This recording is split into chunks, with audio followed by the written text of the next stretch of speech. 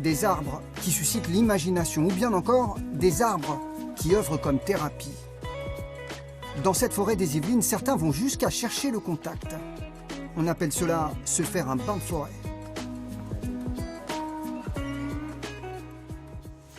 Il est doux, hein? Et donc là, l'arbre, il sent que tu le touches, comme si on te touchait les cheveux. Tu vois, exactement pareil. Des années que Laurence Mons pratique la sylvothérapie. Aux promeneurs qui arpentent les sentiers de Rambouillet, elle apprend l'art de communiquer avec le végétal. On y va. Rendez-vous au pied d'un chêne remarquable. Essayez de sentir ce qui se passe sous vos pieds. Et cela commence à l'aveuglette, en marche arrière. Un petit peu à gauche. Et vous allez bien garder les yeux fermés. Et quand vous êtes prêt, vous ouvrez les yeux. À votre rythme, ouvrez les yeux.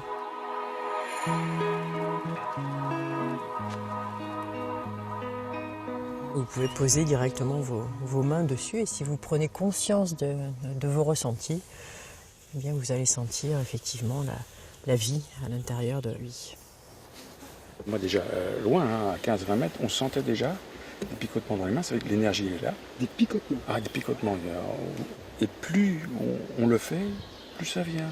À force, avec le temps, c'est vrai qu'au début, on se dit, mince, c'est bizarre cette sensation. Et après, ça devient naturel. Et là, on va avoir tous nos nerfs en connexion avec l'arbre, tout simplement. Et donc, on va baisser les épaules. On peut faire quelques respirations aussi. J'inspire sur 5 temps, je retiens sur 2 temps et j'expire sur 5 temps. Voilà. C'est un échange d'énergie, tout simplement, qui va être très bénéfique pour nous, mais aussi pour l'arbre.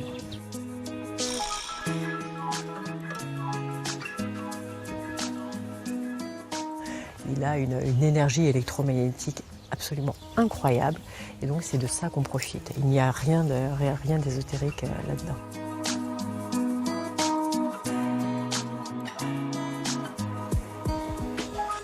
Donc on remercie le chêne et on va remercier aussi toute la nature. Donc on va préparer la petite cérémonie du thé.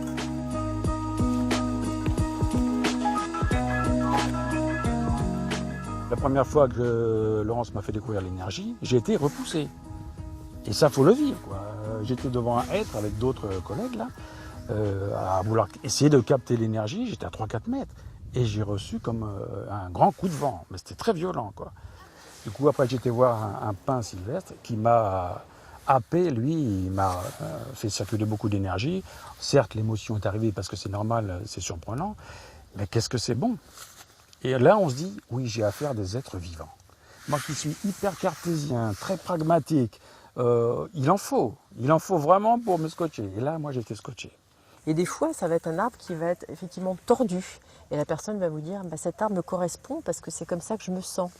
Et donc, il va y avoir une espèce de métaphore qui va être là et elle va pouvoir se réparer grâce à cet arbre tordu et comprendre que bah, malgré tout, l'arbre, il continue à vivre. À la nature, à chacun de vous.